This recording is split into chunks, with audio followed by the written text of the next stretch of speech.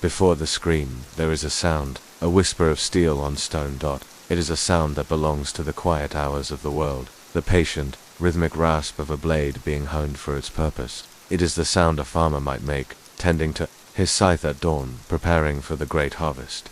But here, in this low, vaulted room where the air is cold enough to see your breath, the harvest is not of wheat, but of flesh. A single tallow candle sputters, fighting a losing war against the encroaching darkness and the damp that weeps from the ancient stones. Its light is weak, selective. It chooses to glint off the polished edges of the tools, laid out upon a length of linen that was once white, arranged now with the ritualistic care of a priest preparing the Eucharist. Each tool is a prayer and a curse. There, the amputation saw its fine teeth freshly sharpened into a row of tiny, hungry points. Beside it, the arrow remover, shaped like a delicate, cruel spoon, designed to scoop and pry where life has been pierced. And resting in the corner, their long handles jutting from a brazier of glowing coals, are the cautery irons. They wait, shimmering with a heat that promises a pain beyond all reckoning, a fire that will seal the wound a blade has opened. They wait to hiss. The man who presides over this altar of last resort is not a butcher, not in his own mind. He sees himself as something more, a craftsman, an artist working in the most unforgiving of mediums. His hands are surprisingly, unnervingly clean, scrubbed with harsh lye soap and coarse river sand until the knuckles are red and raw. They look almost fragile against the dark wood of the table. Every movement he makes is one of quiet economy, a practiced grace that has been learned through repetition, through countless moments just like this one. His face, illuminated in the flickering candlelight, is a mask of concentration that borders on prayer. He has not yet looked at the man on the table. He will not allow himself that weakness. To look now would be to see a person, to see Godric, the farmer from the lower fields, a man whose hands are mapped with the soil he works, to see a husband, a father of 2 daughters whose laughter sometimes carries on the wind up to the monastery walls. To see a person is to invite hesitation, and in this room, hesitation is a luxury afforded only to God. For now, the man on the table is simply the material. He is the canvas, and the glistening, waiting tools. They are the brushes. The stench in the room is a quiet war between sanctity and decay. The sharp, clean scent of incense burning in a corner cannot quite conquer the sweet, foul odor of gangrene. It rises from the leg on the table, a swollen, discolored limb where the black poison has crept up from the foot, extinguishing life as it climbs. It is a frontier, that line of angry red where the living flesh meets the dead, a border that must be redrawn with force. The surgeon's gaze is fixed upon it, judging the point of separation, the place where the sacrifice must be made to save the whole. His work is not to heal, but to divide, to cut away the past, to grant the slimmest chance of a future. He thinks of the body as a kingdom under siege, and he, with his sharp and terrible knowledge, is the king's cruelest general, the one called upon to burn a village to save the city. It is a lonely, cold kind of power. He can hear the faint, muffled sounds from beyond the heavy oak door, the scuff of a boot, a half-swallowed sob. Godric's wife, Elspeth. He knows she is out there, her own faith wearing thin, bartering with saints for a miracle that will not come. He closes his mind to it. The hope is a fire he cannot afford to feel the warmth of. Finally, he turns from his instruments. He picks up a length of leather, thick and well-oiled from use. He runs it through his hands, feeling its familiar, solid weight. This will be the first instrument he applies. A tool not for cutting, but for silencing the soul while the body is saved. A crude veil to be drawn over the coming agony. He approaches the table, his shadow stretching before him, looming large and distorted on the damp stone wall until it swallows the man lying there. He still does not meet Godric's eyes, which are wide with a terror that has moved beyond pleading into a state of silent, animalistic dread. Instead, his gaze remains on the doomed leg, the object of his craft.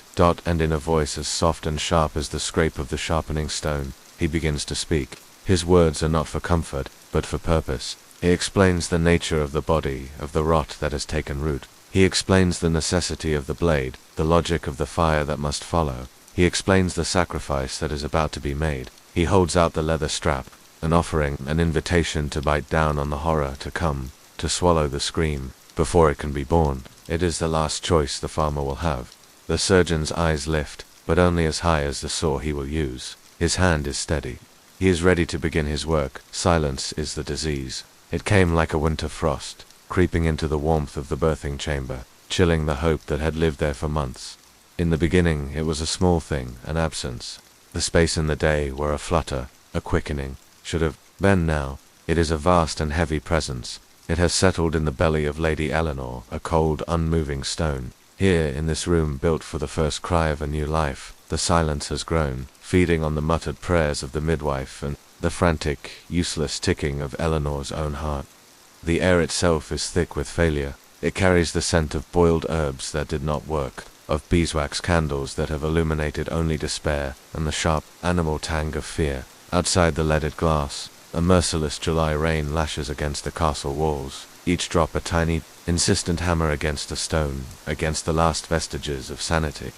This room, with its rich tapestries and carved oak cradle, was meant to be a sanctuary of creation. It has become a tomb in waiting. Eleanor's world has shrunk to the geography of this great bed. The sweat-soaked linen sheets are a landscape of her struggle, twisted and damp beneath her.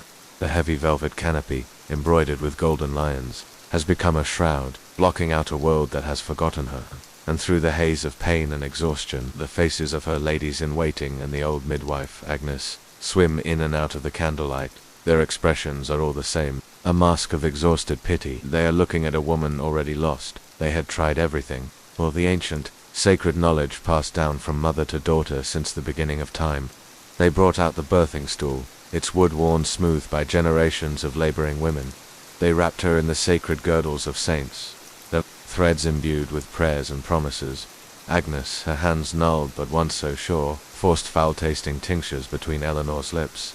Bitter concoctions of raspberry leaf and mugwort meant to coax the stubborn child into the world. But the child remains a prisoner, and her body, the cell. The old ways have failed, and so, as the rain-soaked dawn threatened to break, the final, unthinkable choice was made.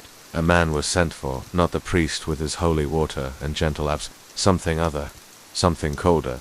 She hears his footsteps long before he arrives. They are not the soft shuffle of the women, nor the reverent tread of the priest. They are firm, heavy, and rhythmic on the castle stones, an alien sound, marching with a purpose that does not belong in this sacred, feminine space. The sound of iron will approaching her door. The door opens. A gust of rain-chilled air sweeps into the stuffy room, making the candles dance wildly, casting long, monstrous shadows on the walls.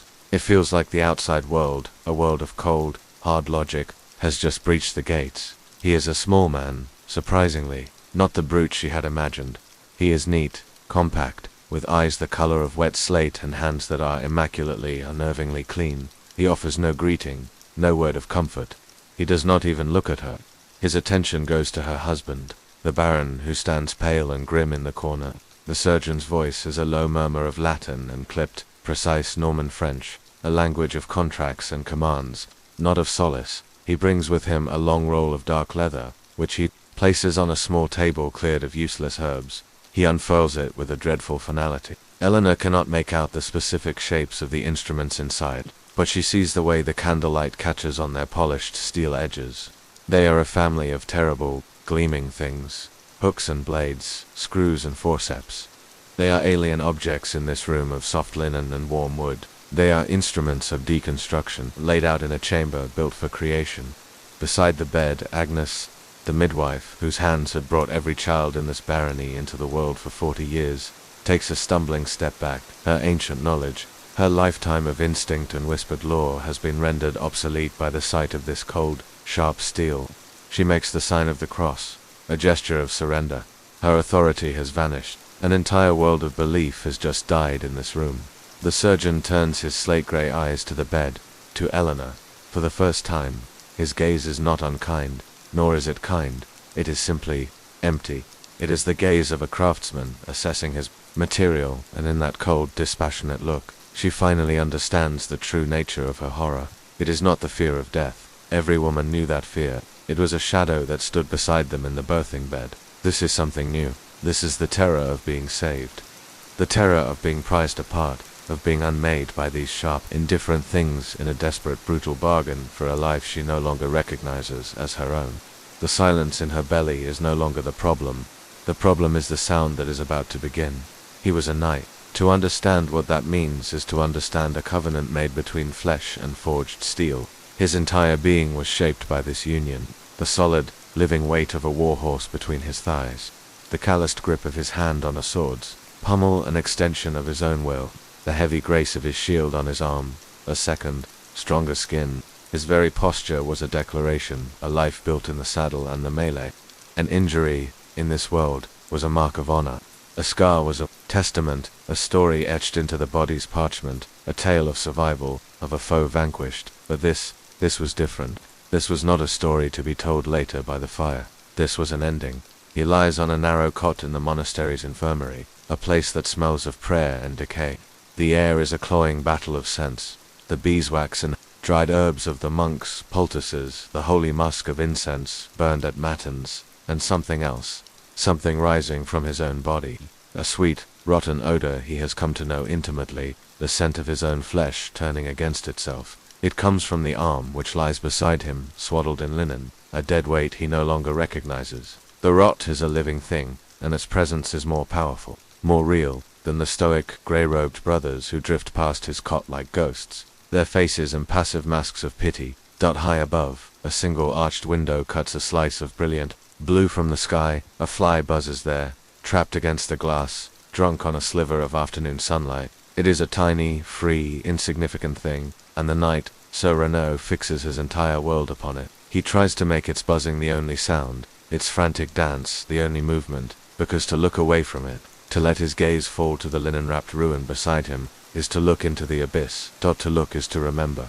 The roar of the turning crowd, a sound like the sea, the bright, foolish colors of the banners snapping in the wind, the thunder of his charge, the feeling of absolute power, of being a perfect, unstoppable force.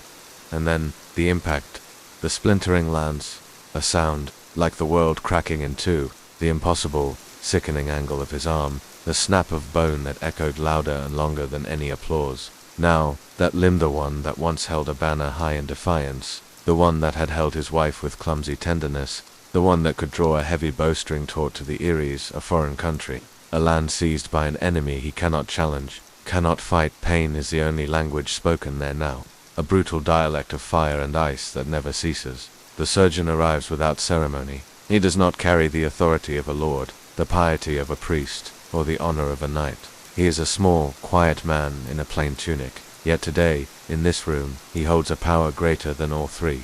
He moves with a purpose that is his eyes missing the fear that infects everyone else.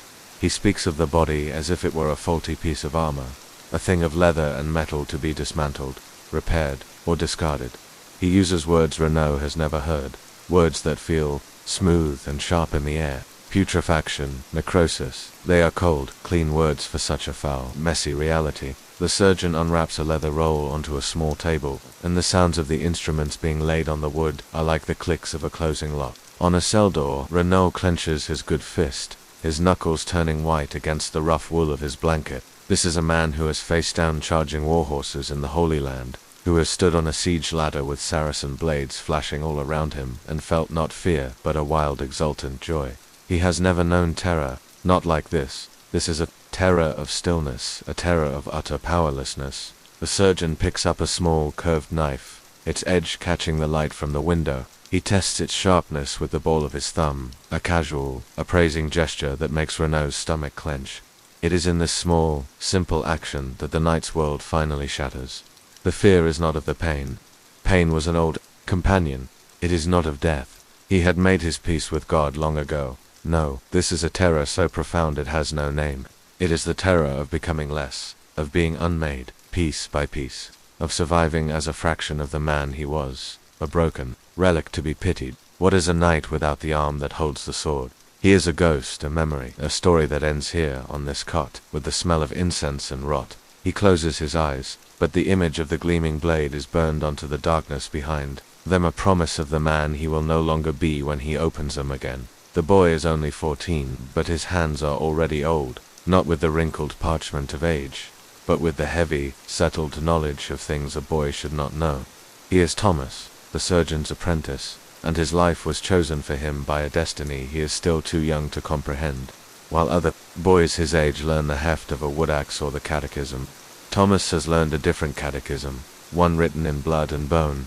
His world is one of textures and smells, the surprising, unnerving softness of a human organ held in the palm, the metallic temps of blood that lingers on the tongue from the spray of a lanced abscess, the rough, unforgiving weave of the bandages he must boil and wash, again and again, until the stories they hold are faded to a pale ghost of pink. Today, his master is to perform a trepanation, a procedure of such terrifying delicacy it is spoken of in whispers. The patient is a young woman, Isabel, from a village in the shadow of the woods. She is afflicted with fits that contort her body and visions that make her speak in a voice not her own. The parish priest calls it demonic, a fiend squatting in the hollow of her soul. But the surgeon, his master, a man of cool logic and colder steel, calls it an excess of vapors in the brain, a pressure that must be given a door. He speaks of the skull as if it were a cask of wine that has begun to ferment, threatening to burst. The cure, he insists, is simply to let the bad air out. Thomas's job is to hold the head. The girl's dark hair has been shorn away with a sharp knife, revealing the pale, vulnerable skin of her scalp. He cradles her skull in his hands, feeling its perfect, fragile roundness. Her eyes are closed, her breathing shallow, sent to a sleeping world by a draught of mandrake and poppy. Against his palms, he can feel the faint, rhythmic pulse of her life, a tiny, stubborn drumbeat against the silence. He tries to pray for her, for himself, but the Latin words catch in his throat. They feel like smooth, useless stones, lost somewhere between the sacred promises of the chapel and the grim pragmatism of this operating table. He watches his master take up the brace, a tool that looks as if it belongs in a carpenter's workshop, not a place of healing. With it he will drill into the house of thought and memory. The surgeon places the sharp point against her scalp, and Thomas feels the pressure transmitted through the bone into his own hands. The master's eyes are narrowed in absolute focus. He is in his own chapel now. There is a small, dry crunch as the bit pierces the skin. Thomas flinches, a tremor running through his arms, but his hands remain steady. He cannot fail. He is a statue. He is a tool himself, a living vice to hold a life in place. He focuses on his master's hands, on the slow, controlled turning of the brace. There is a low grating sound as it bites into the bone, a sound that sets his teeth on edge. A fine white dust, a sterile bone snow, begins to collect around the wound, coating the remaining dark hair. The boy holds his breath. He is waiting for the miracle, or the horror. He half expects a shriek to erupt from the sleeping girl's lips as the demon is disturbed, a foul spirit fleeing its prison of bone. He waits for a sign that this terrible act has a holy purpose. The surgeon works on, his breathing even, his movements economical. The grating sound is the only prayer in the room now. Minutes stretch into an eternity. Thomas's arms ache, a dull fire that creeps from his shoulders to his fingertips, but the weight of the girl's head is more than physical. It is the weight of her soul, her future, resting in his old, young hands.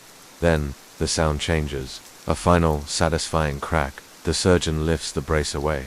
With a pair of forceps, he reaches into the small, perfect hole he has made. He twists, gently, and then he lifts out a perfect circle of bone, a blood-rimmed disc, holding it up to the light as if it were a newly minted coin. He has done it. The door is open.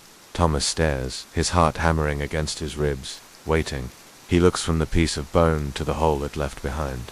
He sees no rushing vapor, hears no whisper of a fleeing spirit. There is no sign from God, no scream from hell. There is only the slick, glistening, pulsating membrane of the brain beneath. A strange, shrouded country, a silent, pulsing sea of glistening pink and gray, moving in time with the life in his hands. A profound and terrifying silence fills the room. The surgeon nods. Satisfied, he has released the pressure. He has performed his cure. But Thomas feels a cold dread spread through him, a chill that has nothing to do with the damp air. He looks at the hole in this girl's head, this door to her soul, and understands with a sudden, chilling clarity that it leads to nowhere he can understand.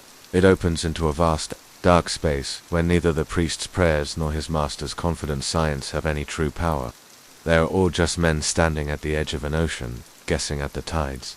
And the weight in his hands is no longer just a skull. It is the weight of all the things that they will never know. Consider the cautery iron. Before it was a tool of endings, it was an idea forged in fire. It was born in the roaring throat of a blacksmith's forge, amidst the percussive sermon of hammer on anvil. It was shaped by a violence meant to create, pulled glowing from the coals, beaten into submission, and then plunged, screaming, into the shock of cold water.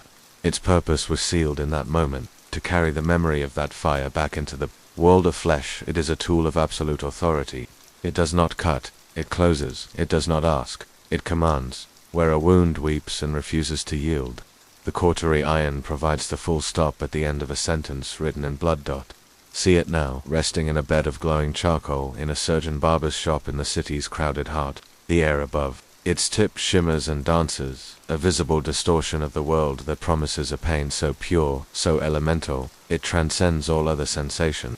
Its handle is of dark, polished yew, worn smooth and dark by the grip of a hand that has learned, through grim repetition, not to tremble. When cold, the iron is a dead, heavy thing.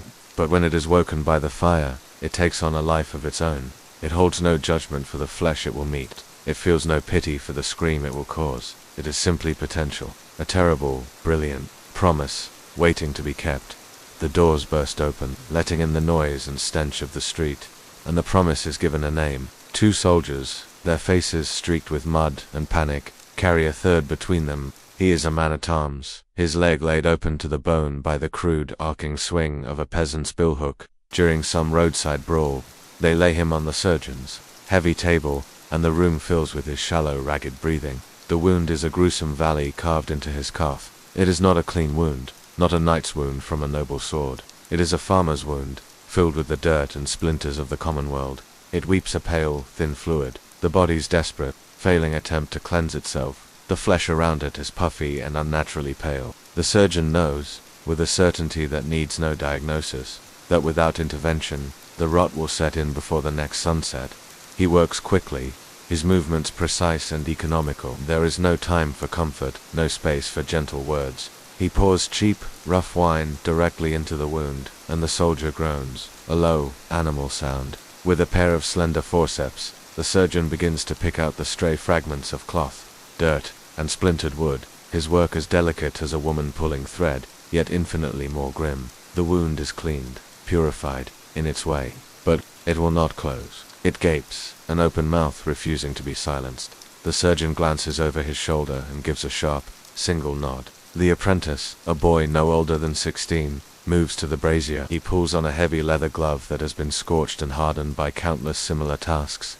He shields his face from the wave of heat, a learned reflex against the fire's searing breath, and his gloved hand closes around the iron's wooden handle. He lifts the cautery iron from its nest of coals. It glows with an inner malevolent life, an incandescent orange that illuminates the dark, smoky corners of the small room, casting flickering, demonic shadows on the walls. For a moment, the world is reduced to the boy, the iron, and the man on the table. He carries it across the room, a terrible torch. The heat precedes it, a wave of palpable energy that makes the patient flinch before the tool ever touches him. For a single, eternal moment, it is suspended in the air between the fire it came from and the flesh it is destined for. In that moment, it is a symbol of all medieval medicine, a brutal act of faith. It is a prayer made of heat and iron, a desperate appeal to the body to stop its rebellion, to submit to order. Then it descends. The hissing sound is the sound of a negotiation between life and death, and it is over in an instant. It is the sound of fire consuming water, of solid consuming liquid, of will imposing itself on chaos. A plume of greasy, acrid smoke erupts, carrying the foul, unforgettable scent of scorched hair and seared flesh. It is the offering. The soldier's body arches on the table, a silent scream that has no voice, only tension and tremor. The surgeon presses down, drawing the glowing tip along the length of the wound, leaving behind a black scorched landscape of dead flesh, a line of carbon and ash, a scar made of fire. It is brutal, it is horrifying, and it is done. The iron has done what it was made to do. The apprentice takes it back, and plunges it into a wooden bucket of water. The iron screams then, a violent, piercing shriek of steam as its heat is extinguished in a turbulent explosion. Its light vanishes. It is once again a dark, inert, heavy piece of metal. It rests on the bottom of the bucket, its purpose fulfilled. It waits, silent and patient, for the next wound, for the next fire that will wake it. And in its very metal, it holds the memory of the scream it just silenced. It begins, as the most terrifying journeys do, with a gesture of profound trust. The patient, a merchant named Lorenzo, a man whose fortune was built on the keenness of his eye for the color of silks and the quality of a sapphire, willingly places his head in the surgeon's hands. His world has become a land of ghosts, a place where vibrant color has bled away into a fog of milky white. Faces are pale smudges, The flames in his hearth are hazy blossoms of light, and the brilliant illuminated manuscripts he once treasured are now just grey, meaningless pages. He is a king exiled from his own senses, and so he has summoned this man, a quiet stranger with a reputation that precedes him like a shadow. In this moment, the surgeon is more than a man with a steady hand. He is a custodian of light, a gambler, wagering Lorenzo's entire world against the coming night. The room is the merchant's own solar, the finest in his Florentine house, a space usually filled with the warmth of success, but today, it is a place of cold, silent tension. The familiar tapestries depicting heroic hunts seem to hold their breath. The heavy, carved furniture, polished with beeswax, stands witness. The surgeon has asked for light, and so the deep crimson, velvet curtains have been drawn back, flooding the room with the unforgiving clarity of a Tuscan winter afternoon. Dust motes, usually invisible, dance like tiny spirits in the cold. Sharp shafts of sundial. The surgeon's primary tool is not what you would expect. After the brutal saws and searing irons of the battlefield, this instrument is a shock. It is not a grand, intimidating device. It is a needle, a fine, sharp needle of polished silver, no thicker than one of his wife's embroidery tools, crafted by a master silversmith for this one terrifying task. It is called a couching needle. Its purpose is one of almost impossible delicacy. It is not designed to remove the affliction, to cut out the cataract that has grown like a pearl over the lens of the eye. Its purpose is to displace it, to slip behind the pupil and, with a gentle, controlled push, to dislodge the clouded lens, to let it fall away into the humors of the eye, to simply move the obstacle out of sight, to clear the path and allow the light of the world to pass through. Once more, it is a procedure of immense, almost unthinkable skill. It is akin to a master scribe illuminating a manuscript, trying to paint a perfect line of gold around a letter with a brush made from a single ermine hair. The slightest tremor, the smallest miscalculation, a sneeze, a flinch, and the world is lost forever. The needle would pierce the lens instead of moving it, or sever a vessel, and the grey fog would become an eternal, impenetrable darkness. The surgeon moves with a quiet, hypnotic grace. He holds his own hand out in the beam of light, observing it for a second, a silent prayer to his own nerves. He is ready. He leans in close to Lorenzo, his own breathing becoming slow, shallow, and perfectly controlled. He holds the silver needle, like a dart, poised for a throw that will determine everything. An assistant gently holds the merchant's eyelids open, and there it is. Lorenzo's eye, unblinking, a perfect clouded orb. The pupil, a murky grey galaxy where a sharp black hole should be. There is no roar of anticipated pain here. No need for leather straps to be bitten down upon. This is a quiet horror.